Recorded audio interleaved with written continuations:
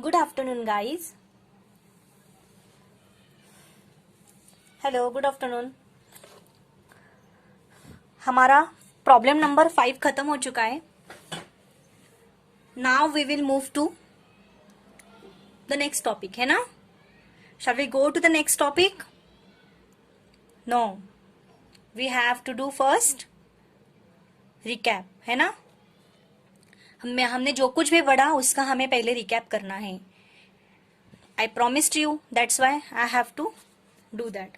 Okay, so देखो, within 12 lectures we have to finish this topic, but हमारे 16 lecture से ऊपर हो चुके हैं, है ना? So please just cooperate me and I will definitely help you. देखो, हमारे 5 प्रॉब्लम हो चुके हैं. मैंने बहुत ही डीपली मैंने टीच करके आपको पूरा एक्सप्लेन करके मैंने आपको पढ़ाया है. So now your responsibility, now your duty कि आप उसको कैसे इम्प्लीमेंट करेंगे. एज आई सेड यू कि आपको 3 टाइम्स आपको रिवीजन करनी है ईच प्रॉब्लम की. हर एक प्रॉब्लम की आपको 3 टाइम्स रिवीजन करनी है. You must friends. Okay, so without revision you will not get anything. Okay, so revision is must. Revision you have to follow, and after the revision you will get everything easily. Okay, so now मैं एक बार फिर से problem number 1 से आपको एक बार recap कर देती हूँ कि हमने क्या क्या पढ़ा, क्या क्या नहीं. और रही बात क्वेश्चन पेपर की, सो आप क्या करो, क्वेश्चन पेपर सॉल्व करने की कोशिश करो. ठीक है? तो देखो, ये जो टॉपिक है हमारा बैंक फाइनल अकाउंट का, इसने बहुत टाइम ले लिया है. सो अगर मैं यही मैं अभी क्वेश्चन पेपर सॉल्व करने लग जाऊं तो मेरे आगे के जो टॉपिक्स है वो मुझे बहुत ही बहुत ही घाई करके मुझे आपको पढ़ाना पड़ेगा. So it's not done, right? तो इसलिए मैं हम थोड़ा सा हमारी लेवल पे आ जाए, जो हमारा स्पीड है वो थोड़ा सा कम ना हो, थोड़ा सा स्टेप बाय स्टेप हम लोग पढ़े, क्योंकि यही टॉपिक हमारे लिए इम्पोर्टेंट नहीं है. We are important for every topic is important for us. So that is why we have to give same time. We have to give we have to give same time for all topics. Okay, so that is why we cannot ignore any topic, or we cannot give less time for any topic, because सब topic जो है उसमें जो भी problems है उसको तो सारा ऐसे ही टाइप के प्रॉब्लम्स है. सो ऐसे ही हमें सॉल्व करना है. तो that is why we have to give same times. जो भी है वो टाइम, उसको तो स्पेसिफिक पर्टिकुलर टाइम जितना है उतना तो हमें देना पड़ेगा. देखो, मैंने अभी यहाँ पे 16 लेक्चर्स ले लिए, एंड देन 12 लेक्चर्स मुझे वहां पे देने हैं. अगर मैंने उसी 12 लेक्चर में मुझे अगले टॉपिक को देने हैं, सो मैंने वो 12 लेक्चर्स में से अगर 4 लेक्चर मैंने यहाँ पे आपको दे दिए तो मुझे वो 8 लेक्चर्स में ही पढ़ाना पड़ेगा. So it's not fair, right? तो इसीलिए प्लीज आप थोड़ा सा कोऑपरेट करो. And the second thing is कि आप कितना आप इसमें एफर्ट पुटअप कर सकते हो, वो आप कोशिश करो. Revise and revise. बस कोई भी क्वेरी हो, you can ask me frequently, you can ask everything. आपको जो भी डाउट्स हो, but after revision. Okay, after revision you can ask me doubts. Okay, without revision if you will ask me, I will ask you everything कि आपने ये किया क्या, फिर इसका मीनिंग बताओ. Everything I will ask you. Okay, so please मैं आपको पूरा कोऑपरेट करूंगी, बस आपको भी मुझे कोऑपरेट करना है. ओके, सो देखो, फर्स्ट प्रॉब्लम से 5 प्रॉब्लम तक हमने लिया, एंड देन हमें इतने problem it is enough.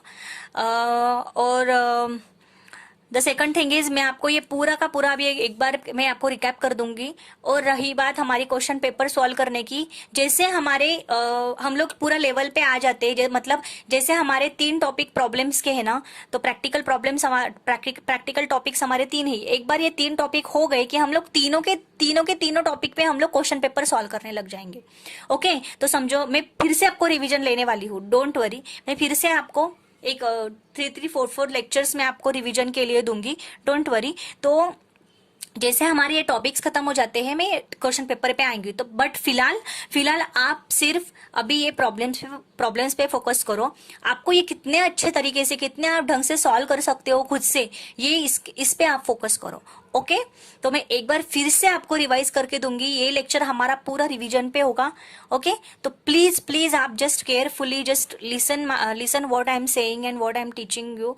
Please please listen, और उस पे अंडरस्टैंडिंग करो और इस पे फोकस करो कि डिटेल में उसको एनालिस करो और सॉल्व करने की खुद से सॉल्व करने की कोशिश करो। Just I am just saying, मैं सिर्फ इतना ही कह सकती हूँ, बाकी मैं कुछ नहीं कह सकती। बाकी सब तो आपके ऊपर है। मैं आपको 45 to 50 मिनट्स दे सकती हूँ, बाकी के 23 आवर्स यू हैव, है ना। तो आप उसको कैसे इम्प्लीमेंट करते हो। अकाउंट्स तो इतना भी नहीं मांगता है, अकाउंट्स तो 2 घंटे भी नहीं मांगता है, सिर्फ 1 घंटा, आधा घंटा, 1 घंटे में आपका रिवीजन हो जाता है। सो आप इतना भी नहीं कर सकते हो क्या। So that is the thing ना। So please be focused, be careful and be conscious about whatever you are solving in your paper. Okay, please. So let's start now. We will get more comfortable. Okay, हाँ, so let's start guys.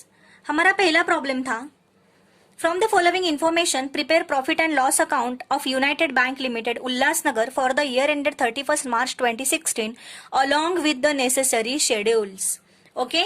हमें क्या निकालने को, क्या prepare करने को बोला उन्होंने, profit and loss account. Okay, so I hope you can see everything. Okay, yes, okay, so let's start. Interest on term loan, every interest कहाँ पे आता है, इंटरेस्ट कहाँ पे आता है, या तो इंटरेस्ट 13 में, या तो शेड्यूल नंबर 13 में, या तो 15 में, राइट। ये तो इंटरेस्ट मिला है तो interest will come in schedule number 13, and interest अगर हमने पेड किया है तो interest will come in schedule number 15। Okay, expenses, interest on interest received, it will come in schedule number 13, and interest paid, it will come in schedule number 15। Okay, so ये interest है ना। अभी ये किस पे मिला है, we don't know about that. So जैसे जैसे हम प्रॉब्लम्स को सॉल्व करते जाएंगे, we will get it. Okay, चलो, इंटरेस्ट ऑन कैश क्रेडिट है ना। So interest on overdraft in current account, okay, discount on bills, rebate, interest on fixed deposits, interest on saving bank deposits, commission and exchange and on brokerage, income on investment, interest on balances with RBI, interest on interbank funds, okay, interest on interbank funds, profit on sale of asset, profit on sale of land, building and other asset। ये कहाँ पे आएगा, profit हुआ है ना, profit हुआ है तो प्रॉफिट मतलब ये अदर इनकम में आएगा, क्योंकि 2 इनकम है। हमने इनकम को 2 टाइप्स में हमने 2 शेड्यूल में हमने डिवाइड किया है इनकम को। एक इंटरेस्ट का इनकम अलग आएगा और अदर इनकम अलग आएगा, है ना। और एक्सपेंसेस को भी हमने 2 टाइप में डिवाइड कर दिया है। कहाँ पे, इंटरेस्ट अर्न पे, इंटरेस्ट पेड पे, इंटरेस्ट एक्सपेंडेड का एक अलग से कॉलम आएगा, इंटरेस्ट का जो भी हम एक्सपेंसेस पेड कर रहे हैं वो, और अदर एक्सपेंसेस वो एक अदर अलग से है जिसको हम ऑपरेटिंग एक्सपेंसेस बोलते हैं ना। तो profit on sale of asset, ये इंटरेस्ट का है क्या, नहीं, तो ये कहाँ पे आएगा, अदर इनकम में। Okay, loss on exchange transaction, loss on exchange transaction, तो ये देखेंगे हम लोग कहाँ पे आएगा आगे। Interest on RBI and inter bank borrowings, okay, salaries, allowances and bonus to employees, rent, taxes and lighting. इसके शेड्यूल्स कहाँ पे ये आइटम्स आएंगे, ये हमें लिख लेना है। ये 16 में, insurance 16, printing and stationery 16, advertisement and publicity 16, postage, telegram, telephone 16, audit fees 16, legal charges 16, director fees, allowances and expenses 16, repairs and maintenance 16, other income कहाँ पे आएगा, अदर इनकम में, मिसलेनियस एक्सपेंडिचर, तो ये मिसलेनियस एक्सपेंड मतलब ये अदर कुछ अलग एक्सपेंडिचर रहता है, अदर एक्सपेंडिचर है ना। तो it will also come in schedule number 16। Profit and loss account, credit balance है, क्रेडिट बैलेंस मतलब हमारा प्रॉफिट, अगर डेबिट बैलेंस होता तो लॉस। ओके, तो ये प्रॉफिट एंड लॉस में जाएगा, ये डोंट वरी, है ना। ओके, तो ये टर्म लोन वगैरह ये सब इंटरेस्ट, ये जो है term interest on term loan, interest on cash credit, interest on overdraft, ये सब क्या है, ये सब क्या है हमारे हमने मतलब ये इंटरेस्ट हमें अर्न करने थे, तो ये हमें इंटरेस्ट मिलने वाले हैं, है ना। तो ये हमें इंटरेस्ट मिलने वाले हैं। ओके तो देखेंगे आप लोग डिस्काउंट ऑन बिल्स, ये सब कहाँ पे आएंगे, ये सब एडवांसेस पे हमें इंटरेस्ट मिलने वाले थे, और discount on bill pay discount हमें मिलना है। ओके तो हम लोग ये देखेंगे आगे, तो ये सब इंटरेस्ट में आएगा, इंटरेस्ट अर्न में। बाकी तो डिपॉजिट वगैरह, इंटरेस्ट ऑन डिपॉजिट, देखो ये इंटरेस्ट भी, डिपॉजिट पे इंटरेस्ट मिल रहा है। ओके तो ये interest on fixed deposit, interest on fixed deposit. तो फिक्स्ड डिपॉजिट, हम बैंक है ना, हम बैंक है, लोग हमारे यहाँ पे आएंगे इंटरेस्ट डिपॉजिट करने, लोग हमारे यहाँ पे आएंगे पैसे डिपॉजिट करने के लिए, तो इट विल कम इन, तो हमें उनको इंटरेस्ट देना है, तो ये हमारा एक्सपेंसेस हो गया है ना, तो हमने इंटरेस्ट एक्सपेंड किया, तो ये आएगा शेड्यूल नंबर 15 में। Interest on saving bank deposit, same यहाँ पे भी हम लोग इंटरेस्ट पे कर रहे हैं, तो इंटरेस्ट का कॉलम शेड्यूल हमारे पास अलग है, तो ये भी 15 में आएगा। कमीशन, एक्सचेंज एंड ब्रोकरेज, ये इनकम का पार्ट है ये, राइट, तो ये अदर इनकम में आएगा। इनकम ऑन इन्वेस्टमेंट, ये इसका इन्वेस्टमेंट का एक अलग ये है, income on investment, income on investment, तो ये इन्वेस्टमेंट पे इनकम है, ये अलग आएगा है ना, इनकम है ये। Interest on balance with RBI, ये भी अलग है। ओके तो ये सब 13 में आएगा, इंटरेस्ट सारे 13 में आएंगे। शेड्यूल नंबर 13 कौन सा है हमारा, इंटरेस्ट अर्न का। ओके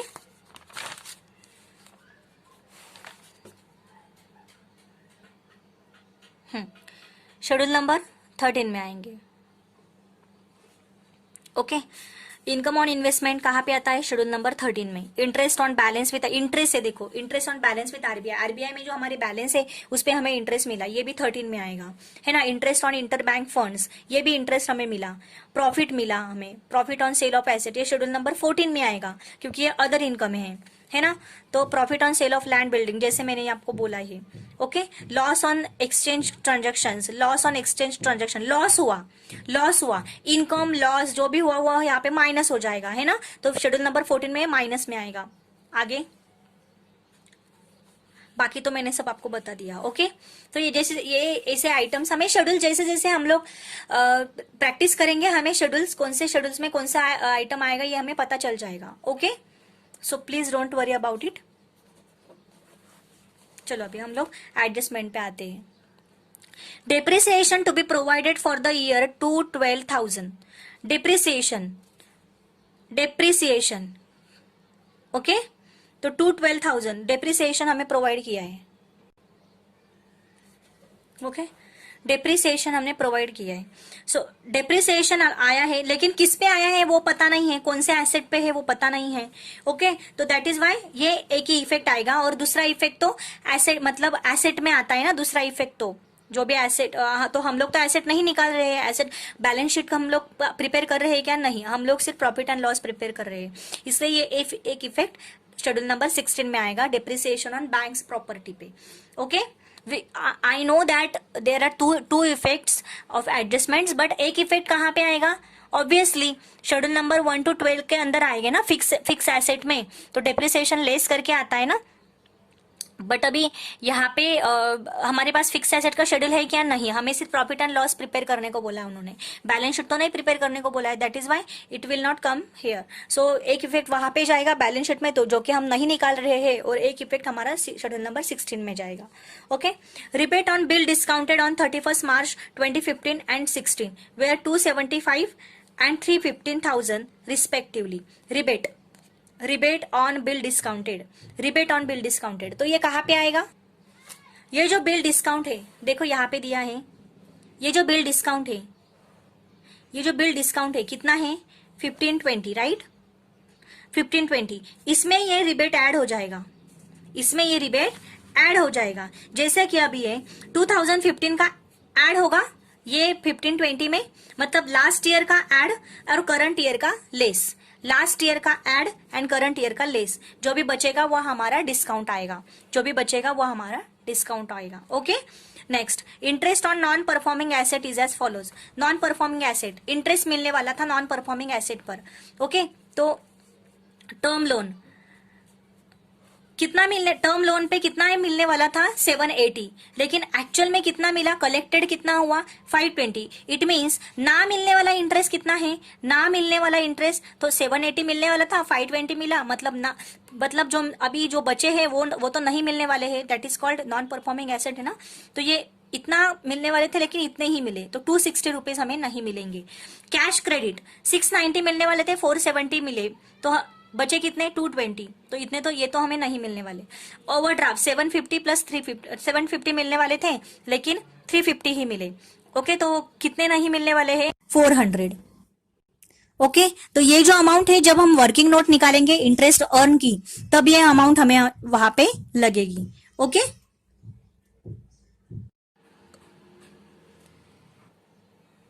ओके,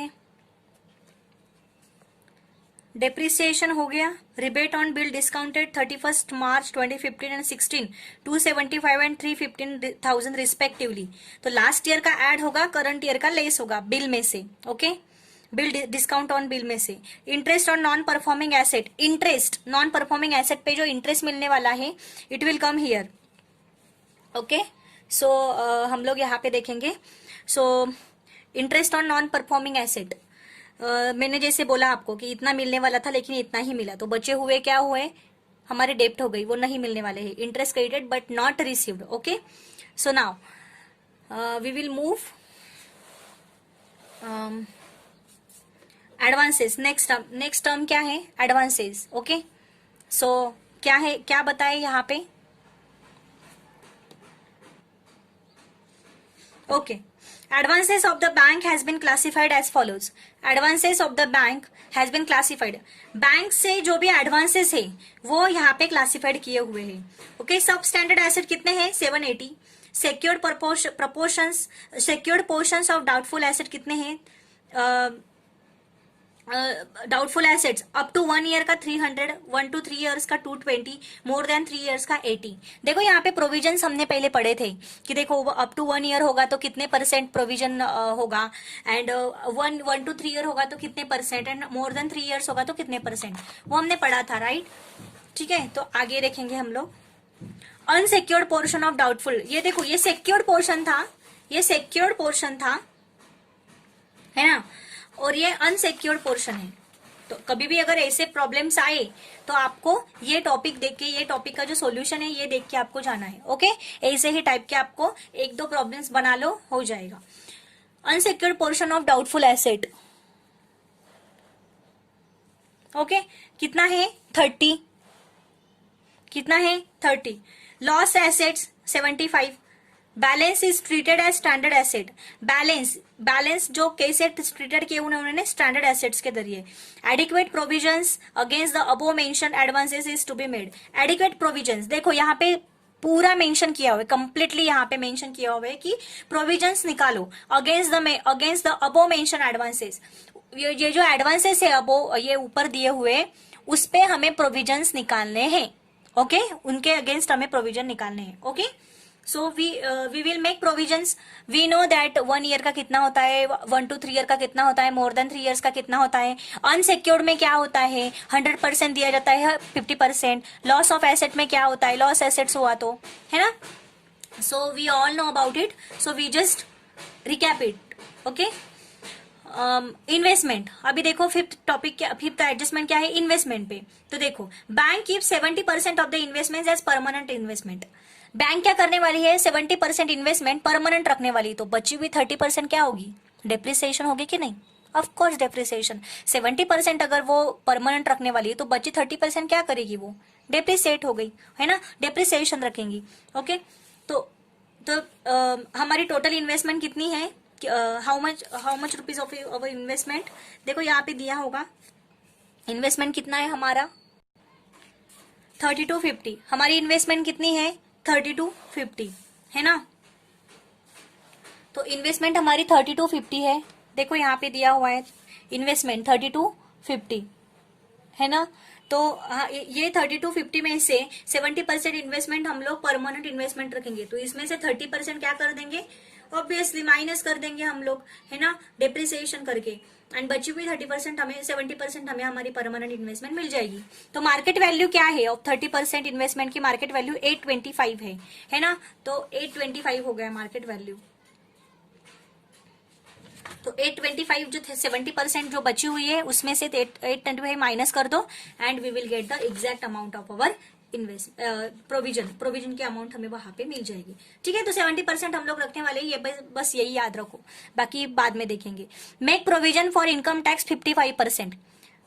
इनकम टैक्स कितना है? टैक्स कोई भी टैक्स हो, टैक्स प्रोविजन एंड कॉन्टिजेंसी में ऐड होता है, पता है ना। तो ये tax 55%। The following transfer to be made from the net profit, 20% statutory reserve, 8% to revenue reserve, ये तो पता है। Directors propose a dividend amounting to ₹400,000 for the year ended 31 March 2016। Director propose a dividend, propose dividend कहाँ पे आता है? कहाँ पे आता है? एप्रोप्रिएशन में 400। डिविडेंड पता है ना हमें कहाँ पे आता है? प्रोपोज डिविडेंड, अनक्लेम डिविडेंड है ना, तो वो सब यहाँ पे आता है एप्रोप्रिएशन में। ओके, तो लेट्स स्टार्ट। सबसे पहले तो हम लोग जो आइटम्स कहाँ पे है, कौन से इस पे एडजस्टमेंट है, वो हम ले लेंगे। और यहाँ पे उन्होंने प्रोविजन निकालने को बोला है, that is why we are preparing for provision. Okay, non performing asset दिया हुआ है, फिर बाद में इंटरेस्ट है, जो भी इंटरेस्ट हमें नहीं मिलने वाले तो वो हम यहाँ पे इंटरेस्ट कैलकुलेट करेंगे, तभी हमें शेड्यूल नंबर 13 का एग्जैक्ट अमाउंट मिलेगा इंटरेस्ट का। तो हम लोगों ने यहाँ पे कैलकुलेशन कर लिया। देखो वर्किंग नोट है, सबसे पहले हमने वर्किंग नोट निकाल ली कि interest, calculation of interest on advances. Trial balance में इंटरेस्ट ऑन लोन कितना था? 39। उसमें से हमें कितने नहीं मिलने वाले हैं? इन दोनों का डिफरेंस, तो हमने यहाँ पे ले लिया। फिर हमें एग्जैक्ट अमाउंट पता चलेगी कि हमें इतने मिले हैं interest. Okay, interest on cash credit same वैसा ही, interest on overdraft trial balance का अमाउंट, फिर दोनों का डिफरेंस एडजस्टमेंट में इसका, इन दोनों का डिफरेंस है ना। तो ये अमाउंट आ गई, फिर हमें एग्जैक्ट अमाउंट यहाँ पे मिल गई। ओके, आप सॉल्व करो। हो सकता है कि मैं आपको जो कुछ भी पढ़ा रही हूँ, आपने अगर ठीक से वीडियो नहीं देखा हो या फिर आपने पहले सॉल्व नहीं किया हो तो आपको समझ में ना आए, इसलिए बोल रही हूँ सॉल्व करो आप, फिर बाद में आपको अपने आप समझ में आ जाएगा। रिवाइज करो। देखो, इंटरेस्ट ऑन टर्म लोन कितने हैं? 39, right. Interest on term loan कितना है? 39। इंटरेस्ट ऑन कैश क्रेडिट कितना है? 320। Interest on overdraft in current account कितना है? 13, है ना। सो ओवरड्राफ्ट कितने हैं? ये 13। तो ये अमाउंट यहाँ पे लिख लो। कहाँ पे? ये अमाउंट यहाँ पे लिख लो, वर्किंग नोट में लिख लिया आपने।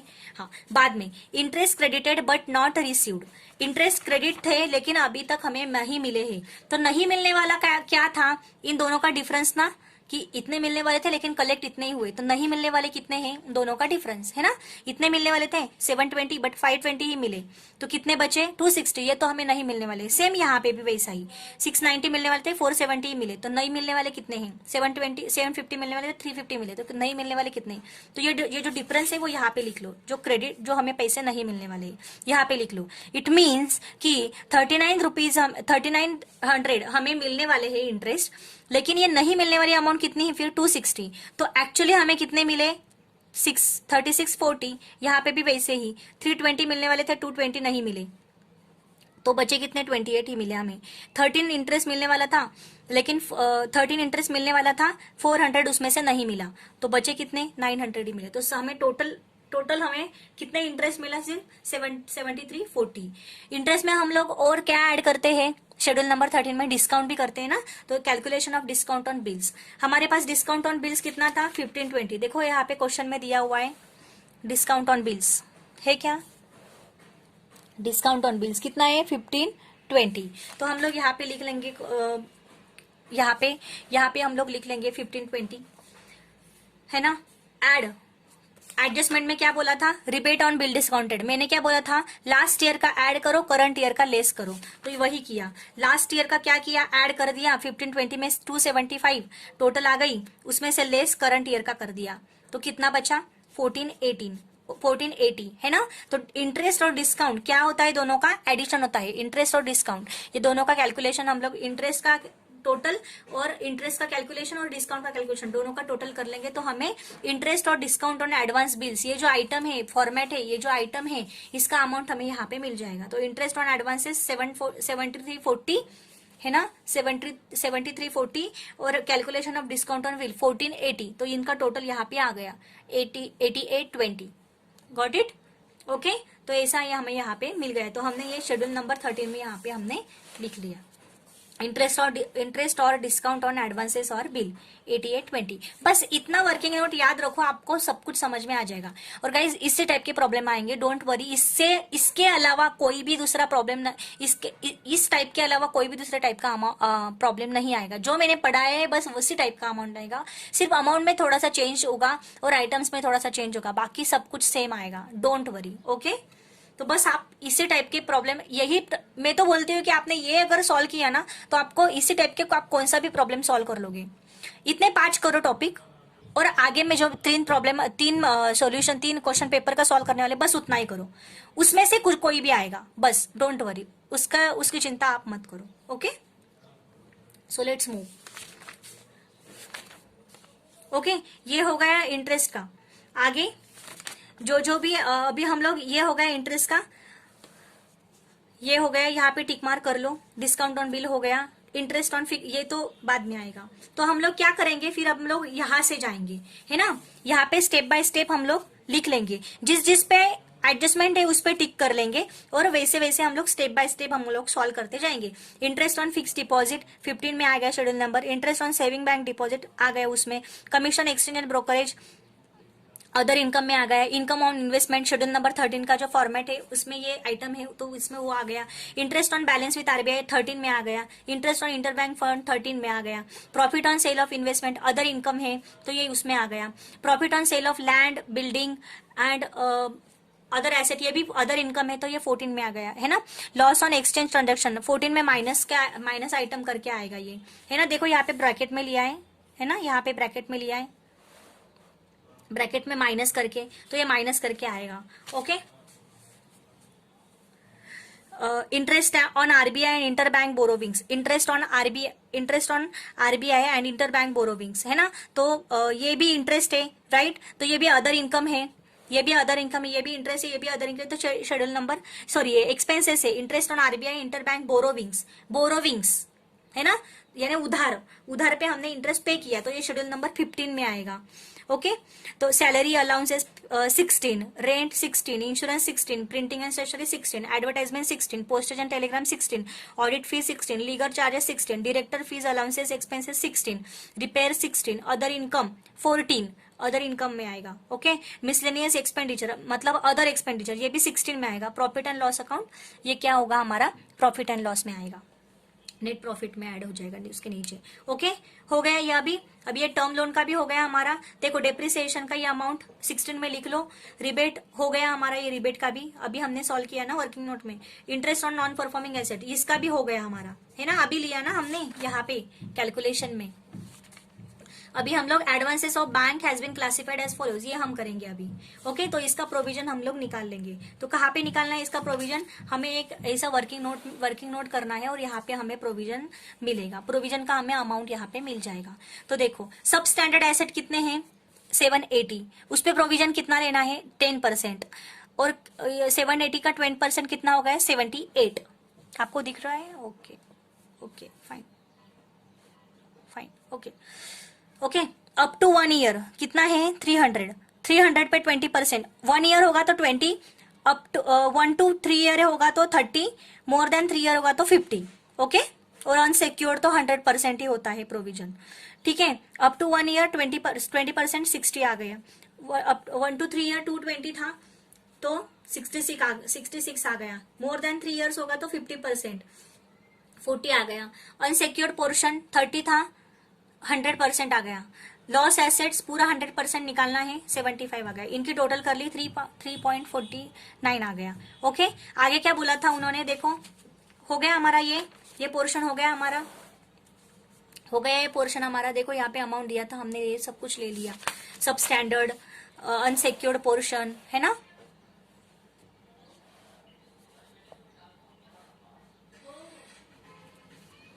Loss asset balance treated as substandard asset, ठीक है ना। सब स्टैंडर्ड मतलब balance treated as standard asset. Okay, चलो तो आगे adequate provisions against above mention advances to be made हमने ले लिया, एडिक्वेट प्रोविजंस हमने ले लिया।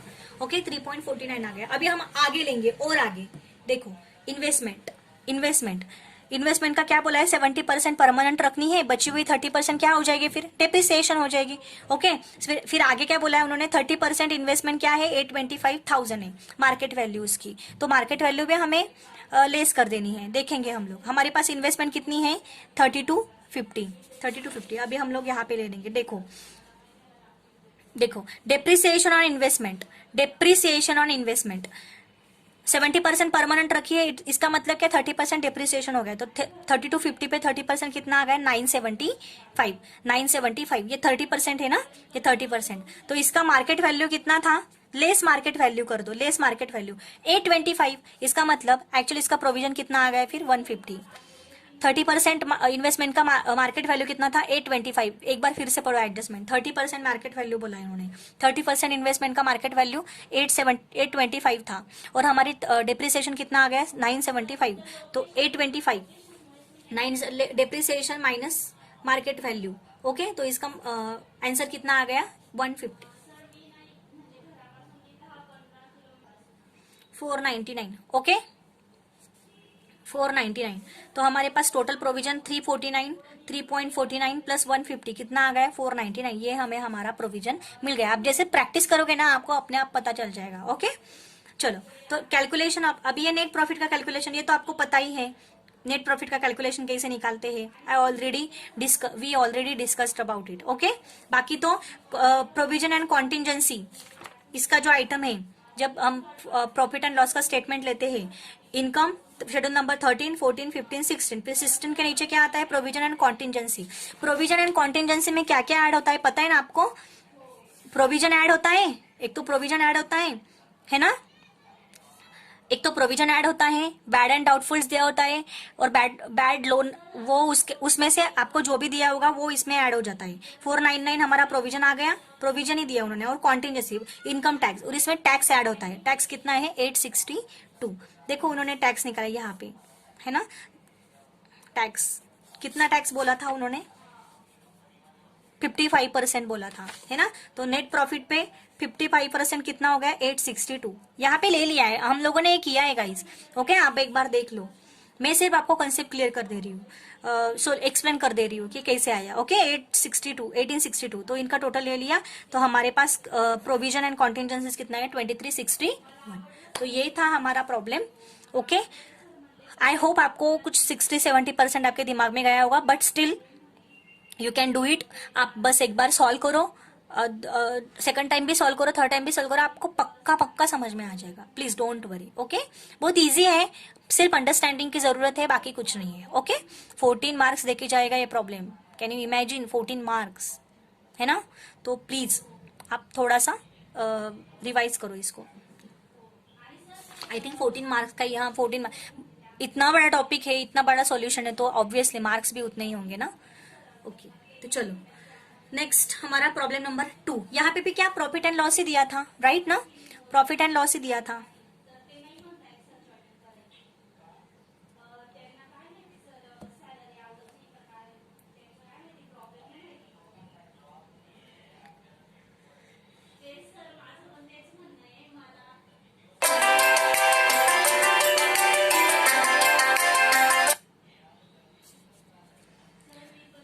प्रॉब्लम नंबर, ओके, तो यहाँ पे भी हमें प्रॉफिट एंड लॉस निकालने को बोला है। प्रॉब्लम नंबर 2 में profit and loss we have to prepare, and यहाँ पे भी वैसे ही दिया है, interest on loan, interest on cash credit, interest on overdraft, interest on, है ना, सो these are interest. Okay, interest on balance with RBI, this is a separate item which is mentioned in our schedule number 13 में। okay, तो ये interest on advances and bill discounted, यहाँ पे ये तीनों item आएंगे। तो हमने जैसे फर्स्ट प्रॉब्लम में हमने जैसे वर्किंग नोट निकाला था, वैसे ही हमें यहाँ पे वर्किंग नोट निकालना है। Okay, so balances with RBI schedule number 13, income on investment 13, interest on fixed deposit, deposit पे हमें लोन देना है, सॉरी डिपॉजिट पे हमें इंटरेस्ट देना है, so we are paying, so that is why it is our expenses. So interest expended में ये आइटम आएगा। Okay, interest on saving accounts, interest on current account, so it will come in schedule number 15 other interest expended में। Okay, discount on bill discounted, okay, so it will come in schedule number 13. पता है ना, interest and discount दोनों एक ही होते हैं, तो इनका वर्किंग नोट निकाल के हमें ये करना है. ओके, आगे interest on borrowing from other banks. Interest on borrowing from other, it is also our expenses. Okay, तो it will come in schedule number 15. Interest expended में. Profit on sale of asset. Profit on sale of asset income है हमारी, so it will come in schedule number 14. Other income. Loss on sale of asset less हो जाएगा 14 में से. In profit में से loss less हो जाएगा, ये भी 14 में आएगा लेकिन माइनस में आएगा. Income from joint venture, it is also come in schedule number 14 other income में. ओके, आगे next profit on revaluation of investment 14. Loss on revaluation of investment 14. Profit में से लॉस माइनस हो जाएगा, 14 में ही आएगा. ये फॉर्मेट ही दिया होता है वैसा. Okay, profit on sale of asset, profit on sale of asset minus profit loss on sale of asset. Okay, so ये फॉर्मेट में ये अमाउंट हमें यहाँ पे पुटअप कर देनी है. आगे dividend received from joint stock companies. Dividend मिला हमें, so it will also come in 14, है ना, राइट. अदर इनकम में. Okay, salary to staff 16. Expenses, rent and taxes expenses, depreciation expenses. Sundry income other income में आएगा. Profit printing and stationery 16. Repair and maintenance 16. Advertisement 16. Director fees and allowances 16. Audit fees 16. Law charges 16. Postage and telephone charges 16. Other expenses 16. Profit appropriation में, sorry profit net profit में आएगा. Adjustment. Right of 19,000 for bad and doubtful debt. ये क्या है, ये क्या है बोलो. एडवांसेस में से लेस हो जाएगा ना, ये एडवांसेस में से लेस हो जाएगा. जो भी हमें एडवांसेस मिले हैं उसमें से ये लेस हो जाएगा. और ये किसका आइटम है, कहाँ का आइटम है ये, प्रोविजन एंड कॉन्टिजेंसी में. प्रोविजन एंड कॉन्टिजेंसी का क्या क्या ऐड करते हैं हम लोग प्रोविजन एंड कॉन्टिजेंसी में. देखो ये यहाँ पे आया है, देखो ये 13, 14, 15, 16 के नीचे आता है ना प्रॉफिट एंड लॉस में प्रोविजन एंड कॉन्टिजेंसी का. तो ये आइटम हम लोग क्या आइटम, कौन से आइटम लेते हैं हम प्रोविजन एंड कॉन्टिजेंसी में, बताओ. देखो provision bad and doubtful debts का, या तो बैड लोन्स दिया है उसका, या तो प्रोविजन हमने प्रोविजन हमने निकाले थे अगेंस्ट एडवांसेस एंड इन्वेस्टमेंट पे, है ना. ऐसा ये देखो, ये 30%, 50% ये निकाला है ना, वैसा ये वर्किंग नोट. या तो ये जो भी दिया होगा वो हम इसमें ऐड करते हैं प्रोविजन एंड कॉन्टिजेंसी पे. तो प्रोविजन कॉन्टिजेंसी पे क्या क्या ऐड होता है, बैड एंड डाउटफुल डेब्ट्स. देखो यहाँ पे बैड एंड डाउटफुल डेब्ट्स है, यहाँ पे कुछ एनपीए नॉन परफॉर्मिंग एसेट वगैरह सब स्टैंडर्ड एसेट कुछ नहीं दिया हुआ है. यहाँ पे सिर्फ सिंपली यहाँ पे 19,000 बैड एंड डाउटफुल डेब्ट्स. तो ये क्या है, हमारा कॉन्टिजेंसी एंड प्रोविजन का आइटम है. प्लस 40,000 प्लस उसमें क्या ऐड होता है, टैक्स ऐड होता है. तो ये दोनों उसमें ऐड हो जाएंगे, हमें हमारा प्रोविजन एंड कॉन्टिजेंसी का अमाउंट हमें वहां पे मिल जाएगा. ओके, तो ये इसमें ये हम कहा, ये जो अमाउंट है ये हमें नहीं मिलने वाली अमाउंट है. जो एडवांसेस हमें मिलने वाले थे उसमें से ये 19,000 हमें लेस कर देने, क्योंकि हमें ये पैसे हमें नहीं मिलने वाले हैं. ओके, टैक्सेशन, प्रॉफिट पे टैक्स ले लो 40%. आगे bill, rebate on bill discounted to be provided for ₹20,000. Rebate on bill discounted. Okay, तो रिबेट ऑन बिल डिस्काउंटेड, तो यहाँ पे बिल का कुछ है दिया है, का है दिया है, कितना है, rebate on bill discount, discount on bill discounted. देखो यहाँ पे है डिस्काउंट ऑन बिल डिस्काउंटेड, कितना है 1,90,000. सो उसमें से वो 19,000 लेस कर दो. मतलब जब आप इंटरेस्ट अर्न का शेड्यूल नंबर 13 का जब आप वर्किंग नोट लोगे ना, तो उसमें से ये माइनस कर देना है आपको, उसमें से ये रिबेट माइनस कर देना है 20,000. ओके, उसमें से रिबेट माइनस कर देना है. 1 लाख हमारा जो डिस्काउंट बिल है उसमें से ये माइनस कर देना. तो इसका ये एडजस्टमेंट है ना, तो इस पे ये टिक कर दो. ओके, ठीक है ना. तो आप जब वर्किंग नोट लोगे तो ये अपने आप हो जाएगा. ओके, ठीक है.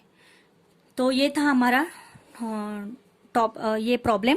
आपको तो ये सॉल्व कैसे करना है, step by step he solve करना है, जैसे मैंने बताया आपको कौन से आइटम कौन से यहाँ पे लेने हैं. ओके, तो ये हो जाएगा, डोंट वरी. अभी हम लोग जाएंगे प्रॉब्लम नंबर 3 पे.